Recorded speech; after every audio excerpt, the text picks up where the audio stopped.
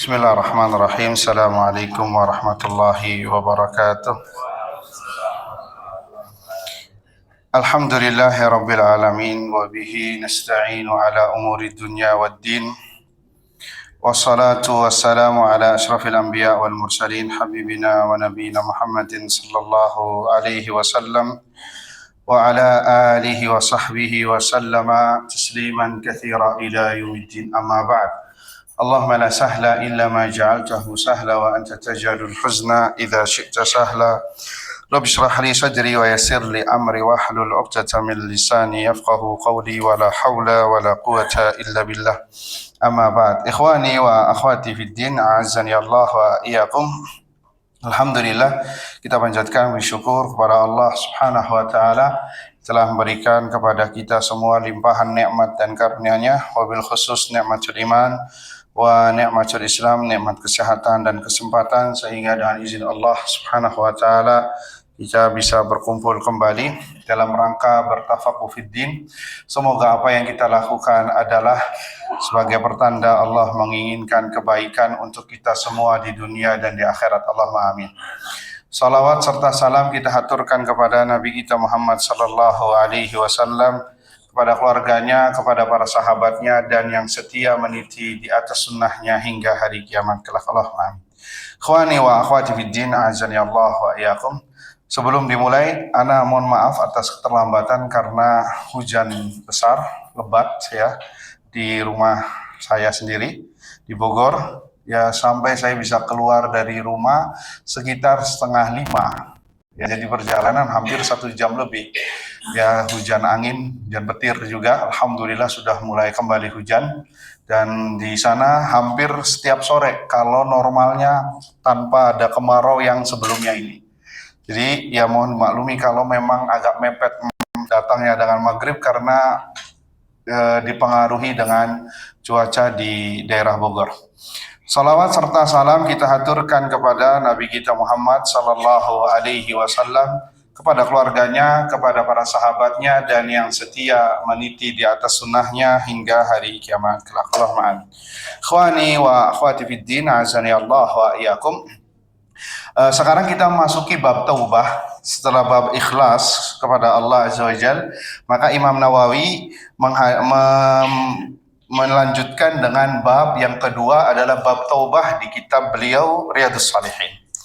Ya, dan taubah sudah kita ketahui bersama dan pernah kita singgung di Arba'in Nawawi dan di pembahasan sebelumnya tentang masalah taubah.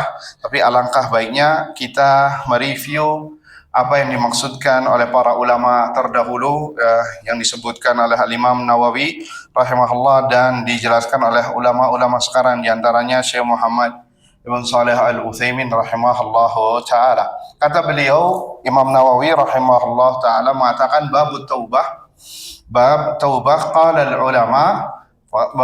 Ini seperti biasa ya, beliau memberikan muqaddimah dulu ya sebelum melanjutkan kepada hadis-hadis yang berkaitan tentang pembahasan yang disinggung seperti taubah. Qala al-ulama, para ulama mengatakan taubat wajibatun min kulli dzam. Hukumnya wajib bagi yang melakukan dosa. Artinya wajib. Dan apabila ditinggalkan bisa berdosa. Ya, kita harus tahu orang yang berdosa kemudian tidak bersegera bertobat, maka dia berdosa. Kenapa? Karena dia meninggalkan yang wajib.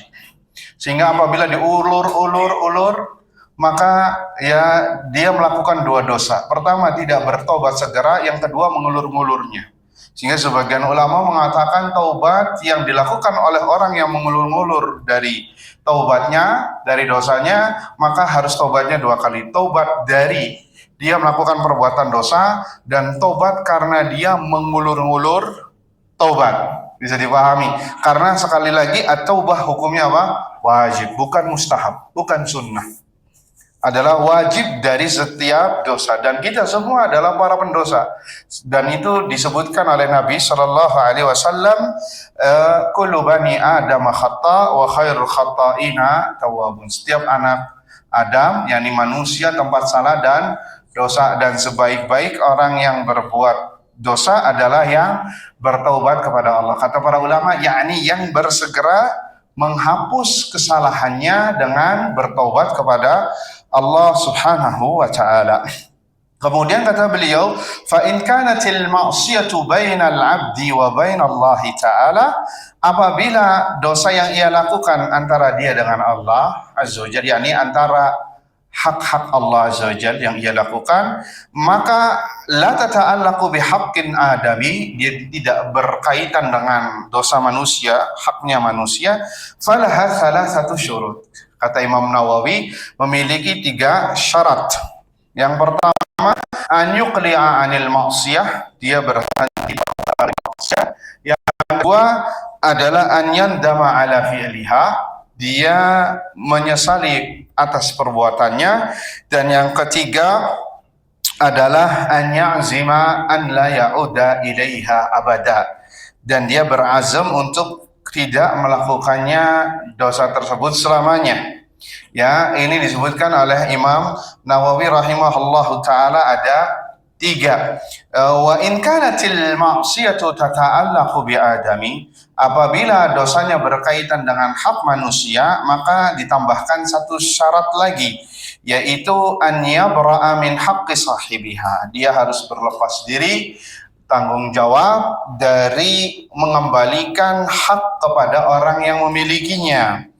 Fa in kanat mala, kalau itu berkaitan dengan harta, maka ia kembalikan. Kalau itu berkaitan non harta seperti non materi, haddu qadhf seperti menuduh, ya, mencela, memfitnah, ghibah, ya, maka dia meminta maaf dan meminta kehalalannya. Wajib an yatuba min jami'idz dzunub, dan dia wajib untuk bertaubat dari segala bentuk dosa. Fa in taba min ba'dihha, kalau dia hanya bertaubat dari sebagian dosa, maka sebagian ulama mengatakan taubatnya tetap sah, sebagian lagi tidak. Sebagian harus mengatakan seluruh dari taubatnya. Tapi kata Imam Nawawi mengambil pendapat kalau sebagian dosa yang ia lakukan maka taubatnya sah. Wa baqiya 'alal baqi, dan sisanya antara dia dengan Allah Subhanahu wa taala, ya, kalau Allah ampuni, kalau Allah tidak ampuni, ya, sisanya. Apalagi kalau dia dibawa sampai mati selain dari kesyirikan, maka antara dia dengan Allah Subhanahu wa taala. Di sini Imam Nawawi rahimahullahu taala menyebutkan bahwa syarat taubat ada 3. Namun setelah diteliti secara umum, kata para ulama, diantaranya Syekh Muhammad bin Shalih Al-Utsaimin rahimahullah ta'ala, dan syarah dari Syekh Sulaiman bin Salim Ar-Ruhaili hafizahullah ta'ala, bahwasanya taubat itu setelah dilihat itu ada 5 syarat, bukan 3. Ada 5 syarat, ya. Syarat yang pertama adalah al-ikhlas lillahi ta'ala. Dia harus ikhlas karena Allah Subhanahu wa taala. Maksudnya adalah dia bertaubat itu motivator terbesarnya karena dia takut kepada Allah Azza wa Jalla, karena mengharap wajah Allah Subhanahu wa taala dan berharap agar dosanya diampuni. Bukan karena ria, sum'ah. Karena sebagian orang ada yang bertobat karena aibnya sudah ketahuan, udah keburu, udah kadung ketahuan, ya sudah deh saya taubat, ya, untuk memperbaiki image di masyarakat. Akhirnya dia terpaksa harus bertobat. Ada orang yang model seperti ini. Bisa jadi dia melakukannya pure karena dunia, bukan karena menginginkan ridha Allah Subhanahu wa taala. Maka yang seperti ini, kata para ulama, taubatnya tidak diterima. Karena taubat sekali lagi bagian dari ibadah, dan ibadah sering kita dengungkan di sini adalah syarat utamanya 2, ikhlas dan mutabaah, mengikuti sunnah Nabi Sallallahu Alaihi Wasallam. Sehingga taubat pun juga demikian, harus mengharap wajah Allah Subhanahu Wa Taala dan bertaqarrub kepada Allah Subhanahu Wa Taala. Dan juga bukan dalam rangka karena ia ingin bebas hukuman. Sebagian napi kan kayak gitu, ada untuk mendapatkan remisi, ya, misalkan remisi hukuman, maka sama pengadilan di review ulang. Oh, dia selama di penjara berbuat baik misalkan. Dia berakhlak mulia, akhirnya yang tadinya seumur hidup jadi 10 tahun. Yang 10 tahun dipotong lagi jadi 2 tahun dan begitu seterusnya. Dan sekali lagi ini masalah niat. Dan niat antara dia dengan Allah Subhanahu wa taala. Ada sebagian orang yang melakukannya daf'ul adhiyah, supaya mencegah adanya hukuman atau mengurangi hukuman dari pihak penguasa. Akhirnya dia berdarurat, secara darurat harus bertaubat. Nah, yang seperti ini juga harus diwanti-wanti. Harus ikhlas karena Allah Azza wa Jalla. Harus mengharap wajah Allah, harus mengharap pahala akhirat, dan berharap besar agar Allah mengampuni dosa-dosanya. Kemudian syarat yang kedua, an-nadam ala ma fa'ala minal ma'siyah. Menyesali perbuatan yang ia lakukan dari maksiat. Ini harus ada pada diri seseorang. Ya, karena perasaan manusia dengan penyesalan itu menunjukkan bahwasannya dia jujur bertaubat. Dia jujur dalam taubatnya. Yakni maksudnya adalah dia merasa yatahassar, merasa rugi, kok kenapa saya melakukan dosa tersebut. Wa yankasiru min ajlihi, dia merasa sedih, galau, gundah gulana, kok kenapa ya saya terjerumus dalam dosa tersebut. Ini adalah bagian dari taubat, yakni an-nadam. Dalam sebuah perkataan, at-taubatun nadam. Taubat adalah penyesalan, dan di antara alamat penyesalan tidak koar-koar, tidak berbangga diri. Sebagian orang berbangga diri, ya, padahal sudah ditutup aibnya sama Allah Azza wa Jalla.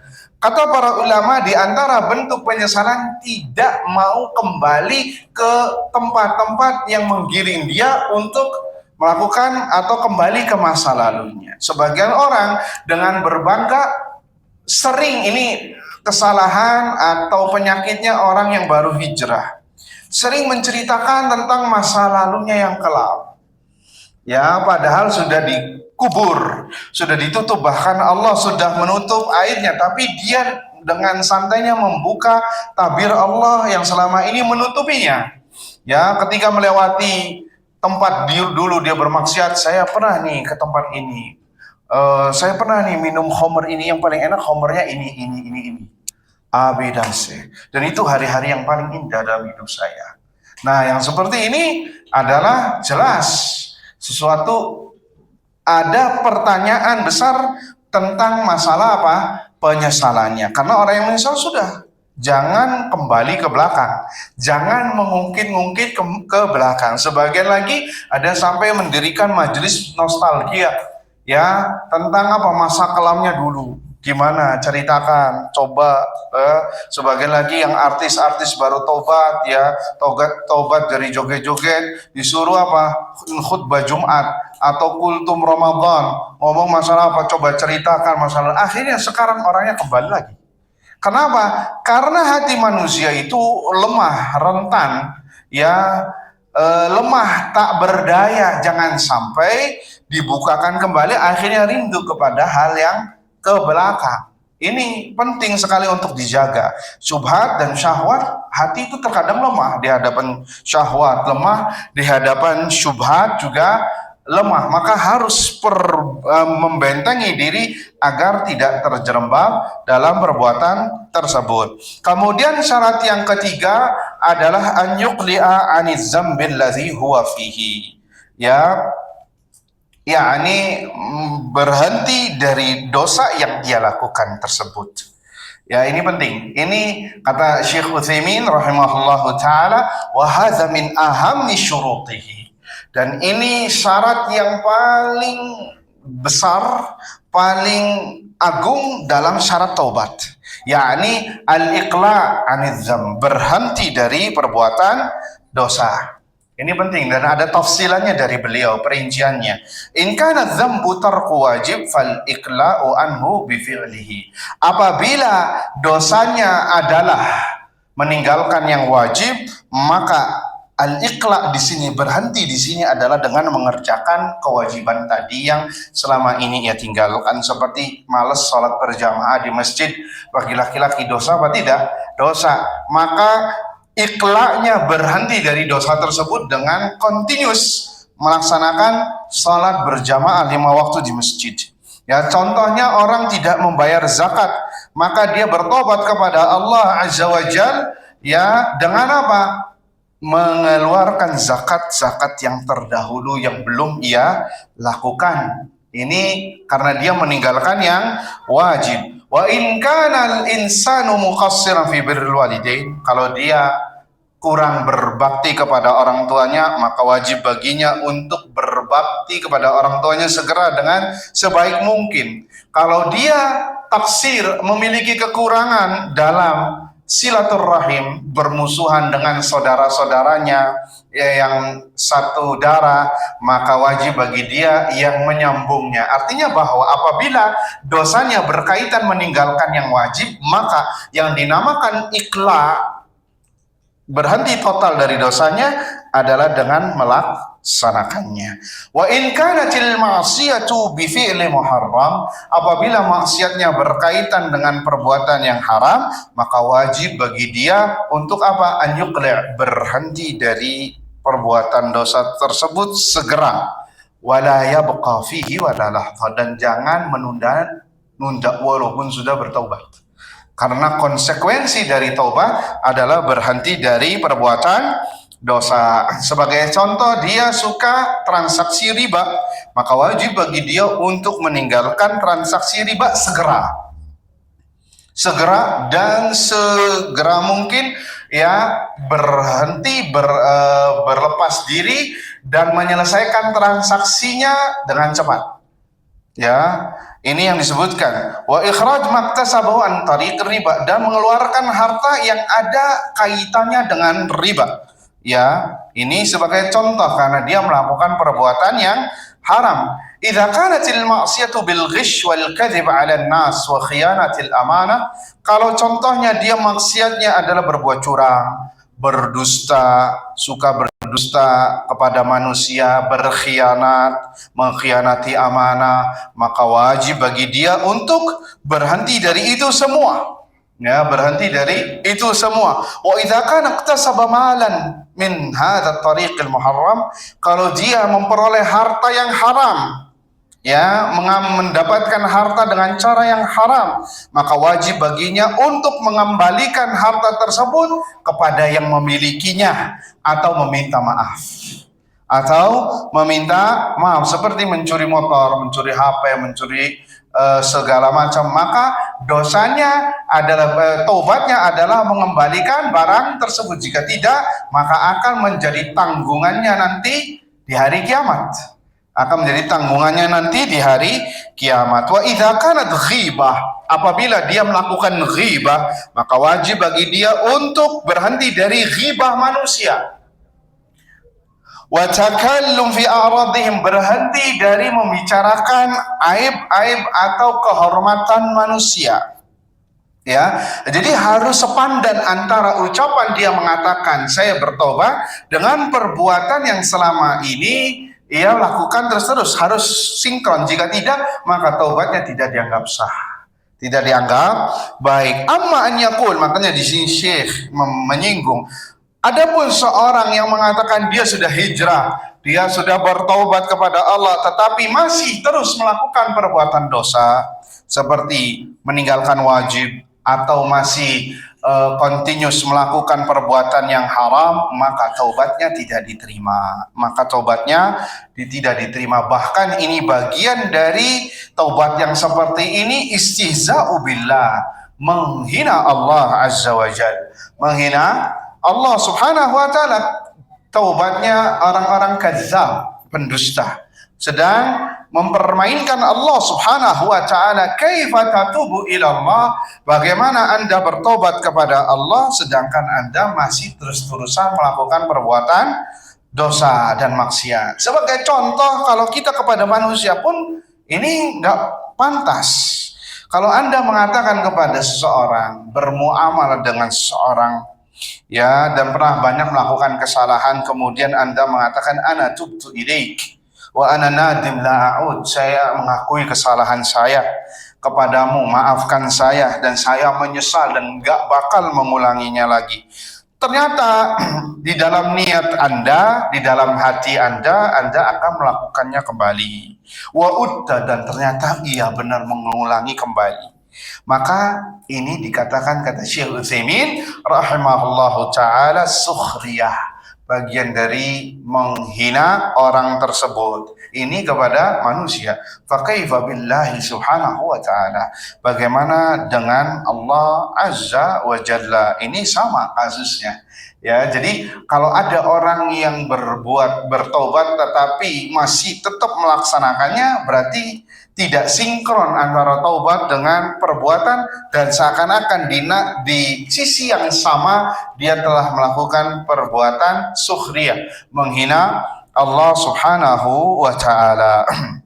Ya, sehingga kata Syekh, fal insanu al-gharib al insanu ta'ib, seorang yang bertaubat secara hakikah, secara benar adalah dia yang benar-benar meninggalkan dosa. Kemudian Syekh memberikan permisalan realita atau fenomena yang memprihatinkan di tengah-tengah kita, dan sungguh sangat aneh. Ada sebagian orang, ya, tajlis ini, ketika engkau berbincang-bincang dengannya, tajiduhu, engkau dapati dia yata'awwah min wujudir riba, dia merasa terhimpit dengan fenomena menyebarnya riba, tapi di lain sisi dia bertransaksi riba. Ini fenomena yang jomplang, timbal balik. Ada sebagian orang kayak gitu, ngomentari riba ini jelek, riba ini jahat, riba ini gini, tapi di satu sisi dia apa? Bertransaksi riba, ya, entah disadari ataupun tidak. Maka ini waliyadzubillah bagian dari ketimpangan yang terjadi, entah itu karena kejahilan atau pura-pura ketidaktahuan. Sebagian lagi prihatin dengan banyaknya riba di majelis-majelis orang-orang yang berbicara, ya, banyak memakan daging manusia. Tapi di lain sisi dia termasuk orang, kalau udah ngobrol sama dia termasuk yang paling banyak riba. Ya, ada tuh yang lucu ya seperti itu. Dia ngomong ya gibah gini. Tapi di lain sisi habis itu ngomongin orang. Si fulan tahu nggak kayak gini. Si fulan kayak gini. Tidak ada orang yang ia kenal kecuali dia omongin sama dia. Nah, ini perilaku yang tidak yang sangat jomplang terhadap apa yang ia omongkan. Dan semisalnya kadzib, dusta, amanat, dan dia termasuk orang yang suka nilep uang, ya, tapi dia ngomongnya masalah amanat terus. Sehingga kata Syekh rahimahullahu taala, ala kulli hal, wajib bagi manusia labud an yuqli anidz dzambil ladzi taba min, wajib baginya untuk berlepas dari dosa yang ia taubat darinya. Ya, fa illam yuqli fa taubatuhu marduda. Maka apabila belum berhenti dari dosanya, maka taubatnya mardudah, tertolak, tidak diterima oleh Allah Subhanahu wa taala dan tidak bermanfaat. Ya, tidak bermanfaat. Wal iqla'u anidz dzam, berhenti total dari dosa atau berhenti dari dosa, imma an yakuna iqla'an an dzambin yata'allaqu fi haqqillah.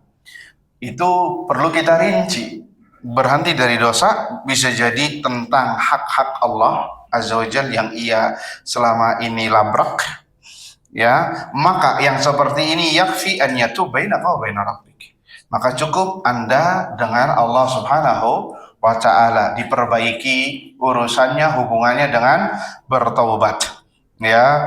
Dan apa kata Syekh, la yajuzu an tuhadditsun nas, nggak usah diceritakan sama manusia bahwasannya Anda telah melakukan perbuatan yang haram atau meninggalkan yang wajib, nggak boleh.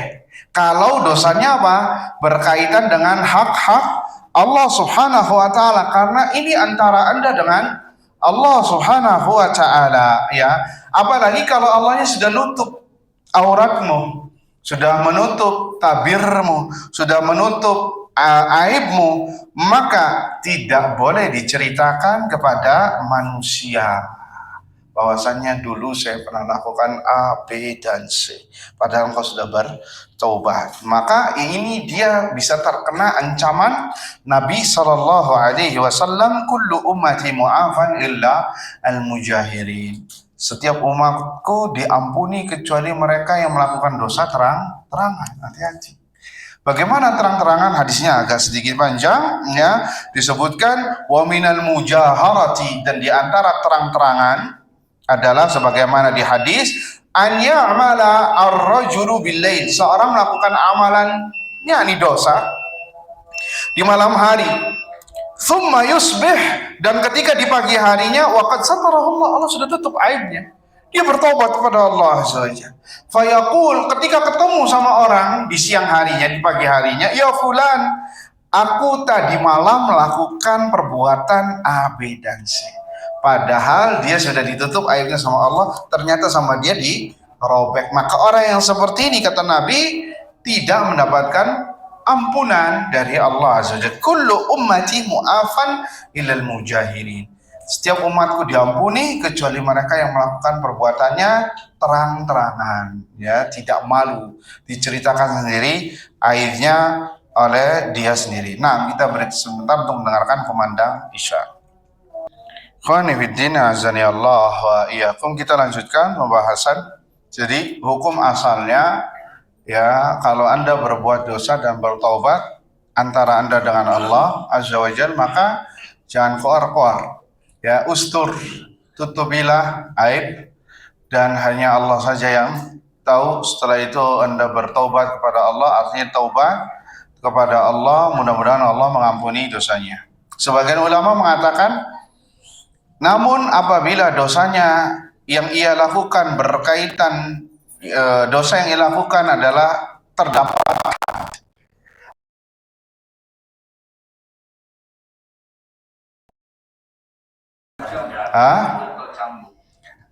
perlu diperinci. Kalau masih bujang, belum menikah, ya, maka dicambuk 100 tahun dan diasingkan di tempat yang jauh. Misalkan Anda tinggal di Jakarta, di Papua misalkan, ya, atau di mana, di Kalimantan misalkan pedalamannya, ya, selama 1 tahun. Kemudian apabila sudah menikah dan pernah menikah, masuk dalamnya janda dan duda, maka dirajam sampai mati. Nah, yang seperti ini gimana? Apakah dia terus terang atau ustur, menutup diri? Maka kata Syekh Hafizahullah rahimahullah ta'ala mengatakan, memberikan tafsir ini luar biasa, tafsirnya sangat bagus. Fa idza fa'ala al-insanu dzamban fihi had, kalau dia melakukan dosa yang ada hadnya, hukum hadnya, maka la ba's an yadhhaba ila al-imam, boleh baginya untuk pergi ke penguasa, ya, karena yang melakukan eksekusi adalah penguasa, bukan individu, untuk ditegakkan had untuknya, seperti gubernur, ya, seperti presiden, atau dalam hal ini misal pihak berwajib, ya, ketika melakukan dengan konsep syariah, wa yaqulu innahu fa'ala dzam, kemudian menghabarkan saya telah berbuat zina, maka tahhirni, bersihkan saya dengan ditegakkannya had, sebagaimana wanita al-Juhainah yang datang kepada Nabi Shallallahu Alaihi Wasallam minta untuk ditegakkan had. Wa ma'adzalik, kata Syekh, walaupun demikian, al-afdal an yastur ala nafsi, al-afdal baginya untuk dia menutup dirinya. Hadza wal afdal. Kalau memang tidak ada yang tahu, ya, hanya dia dengan Allah saja yang tahu tatkala dia berbuat zina, al-afdal adalah untuk menutup dirinya, ya, yakni yubahu lahu, dalam masalah ini Sekali lagi, dibolehkan bagi dia untuk menceritakan aibnya ke penguasa apabila dia melakukan perbuatan dosa yang ada hadnya seperti zina, dalam rangka untuk ditegakkan had, karena ditegakkannya had itu kafarah, bagian penggugur dosa terhadap dosa yang ia lakukan. Adapun maksiat yang tidak ada hukum hadnya, maka kembali ke hukum asal, ustur, yakni fasturha ala nafsi, tutuplah di aibmu, ya, sebagaimana Allah telah menutup aibnya, ya, dan yang semisalnya.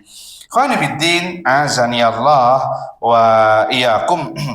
Adapun dosa antara Anda dengan orang lain dan cara iklanya adalah harus mengembalikan kepada orang yang orang yang punyanya hak yang telah ia ambil, ya, dengan mengembalikan atau meminta maaf. Jika harta yang diambil, maka mengembalikan hartanya, atau meminta maaf, ya fulan, saya dulu pernah mengambil sepedamu yang seharga 10 juta, maafkan saya apa tidak?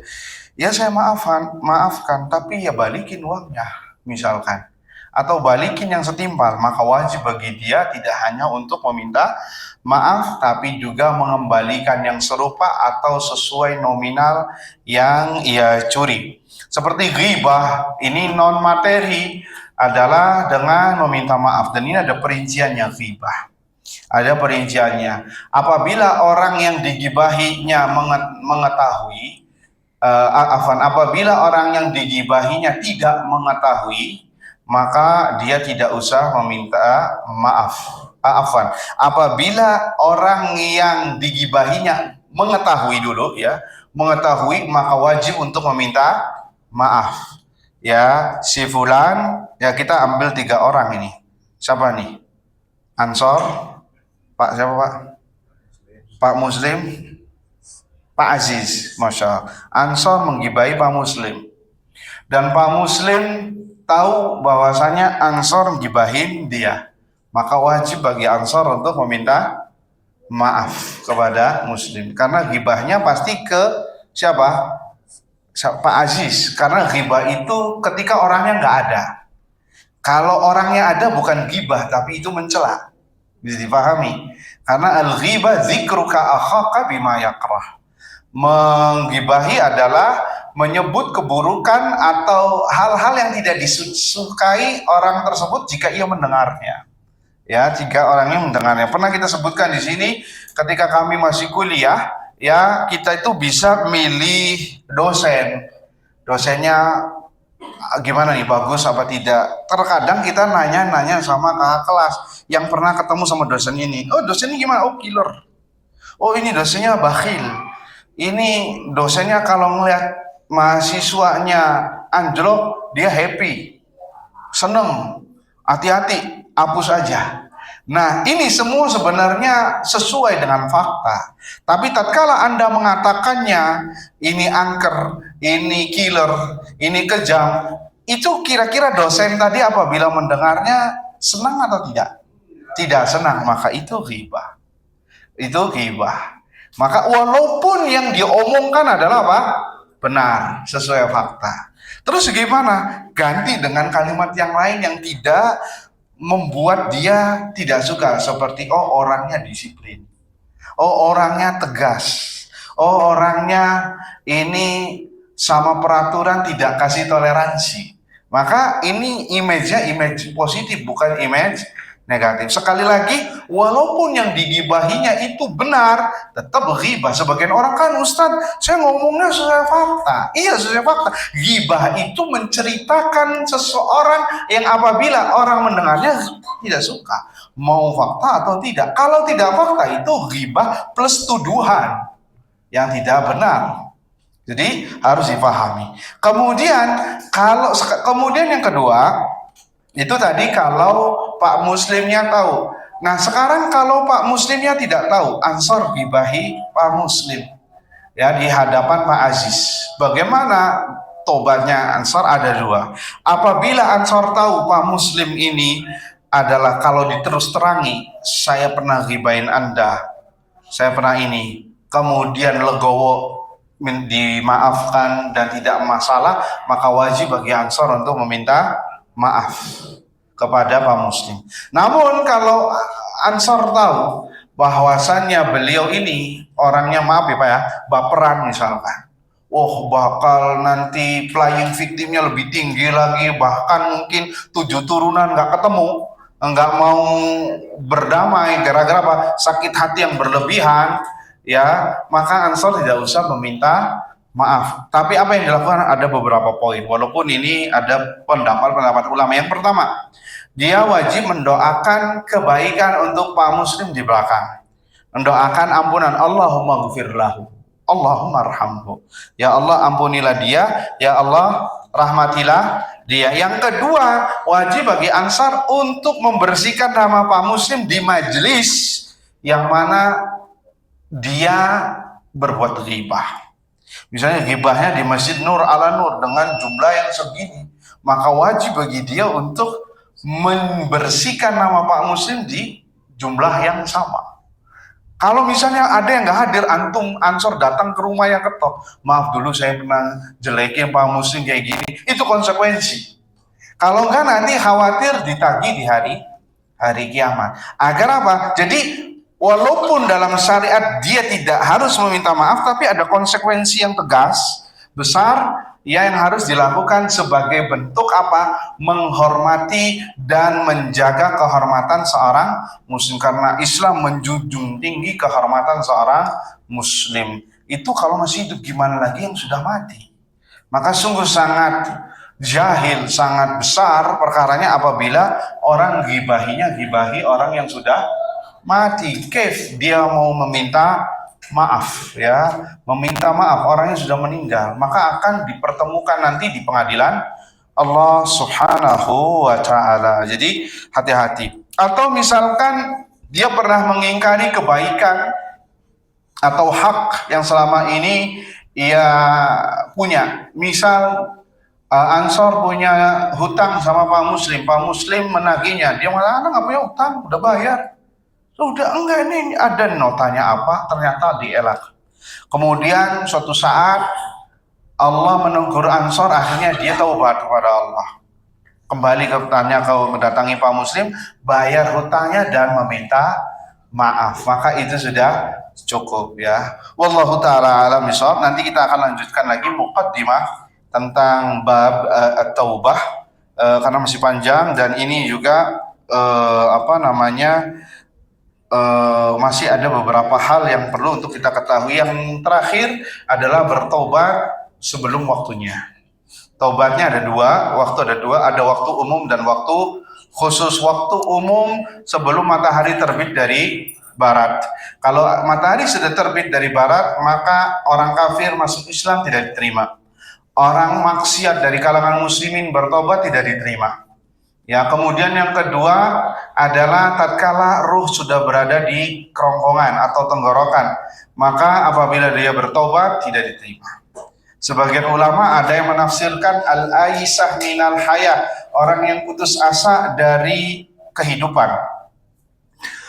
Sehingga kata ulama, orang yang menafsirkan ruh berada di kerongkongan adalah orang yang sudah putus asa dari kehidupan, apabila bertobat tidak diterima. Contoh, apabila seorang divonis oleh dokter kena penyakit AIDS atau kanker yang ganas, waliyadzubillah, kemudian dia dikatakan Anda umurnya kurang lebih secara urutan medis sebulan lagi.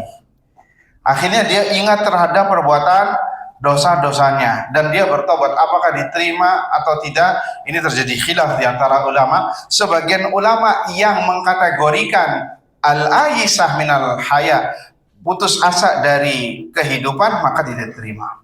Pendapat yang kedua adalah mereka mengatakan diterima, karena mengomentari hadis ini sesuai dengan zahirnya, yaitu apabila nyawa sudah berada di tenggorokan, maka itu masih diterima kalau belum sampai ke tempat tersebut. Artinya bahwa selagi nyawa belum di tenggorokan, mau divonis oleh dokter umurnya sekian hari lagi, maka tetap diterima. Karena apa? Hukum asalnya nyawanya masih ada, dan ini pendapat yang rajih. pendapat yang rajih dan sesuai dengan fakta. Berapa banyak orang yang divonis oleh dokter umurnya pendek, namun yang memvonisnya mati duluan.